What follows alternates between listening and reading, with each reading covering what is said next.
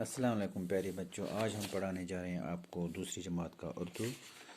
ہمارے سبق کا عنوان ہے تندرستی ہزار نعمت ہے۔ اس کے یہ تو ہم نے سبق کل پڑھا تھا، آج ہمیں اس کے سوالات کرنے ہیں۔ سوال تو اس طرح سے ہیں، تازہ سوچیے اور بتائیے تازہ ہوا کیوں ضروری ہے؟ تازہ ہوا، اس کا میں نے یہاں پہ لکھا جواب، یہ ہے جواب، تندرست اور صحت مند رہنے کے لیے ہمیں صاف ہوا ضروری ہے۔ تندرست اور صحت مند رہنے کے لیے ہمیں صاف ہوا ضروری ہے۔ دوسرا سوال ہے، صاف پانی کیوں ضروری ہے؟ اس کو بھی اسی طرح سے لکھیں گے ہم، تندرست اور صحت مند رہنے کے لیے صاف پانی ضروری ہے۔ اسی طرح سے دوسرا، مقوی غذا کیوں ضروری ہے؟ یہ بھی لکھیں گے، تندرست اور صحت مند رہنے کے لیے مقوی غذا ضروری ہے۔ تو پیارے بچوں، اس کے آگے سوالات ہیں، یہ اور دوسرا سوال ہے، مثال دے کر حروف الگ الگ کر کے لکھیے۔ پانی ہے، پانی دیا ہوا ہے، پانی پہ الف نون یہ پانی۔ تو دوسرا لفظ ہے تازہ، یہ بھی ہم نے لکھا یہاں پہ، یہ میں نے لکھا تازہ تے الف زے ہے تازہ، تے الف زے ہے تازہ۔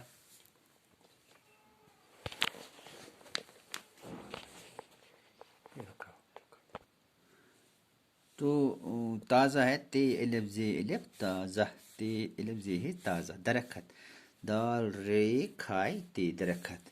ابال، الف پیش بے الف لام ابال، دودھ، دال وا دال دشم دودھ۔ اسی طرح سے دوسرا ہے، حروف دیکھ کر مثال دیکھ کر حروف ملا کر لکھیے۔ یہ ہے گاف واف شین تے گوشت، یہ لکھا ہوا ہے۔ دوسرا لفظ ہے میم واو کاف یہ مقوی، اس طرح سے لکھنا ہے۔ میم واو کاف یہ مقوی ہوگا، میم کاف واو، یہ میم کاف واو، یہ اس طرح سے لکھنا ہے اس دوسرے ڈبے میں۔ تیسرا لکھنا ہے الف بے لام الف ابلا، الف بے لام الف ابلا۔ اور ہے آدمی، علمت آ دال میم یہ آدمی ہے، آدمی علمت آ دال میم یہ آدمی، علمت آ دال میم یہ آدمی، اس طرح سے لکھنا ہے۔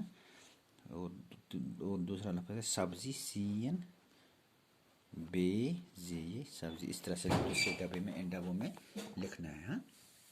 تو یہ ہے جسم کے اعضاء لکھنے ہیں ہمیں، ہم لکھیں گے جسم کے اعضاء، لکھیں گے ہم سر، سین رے سر۔ دوسرا لکھیں گے ماتھا، ہمیں تھا، علمت آ نون کی دشم یہ آنکھیں ہیں۔ اس طرح سے لکھیں گے ہم ہاتھ، پاؤں، علمت پا واو پاؤں۔ اور لکھیں گے ہم ٹانگ، ٹیلف ٹا نون گا ٹانگ۔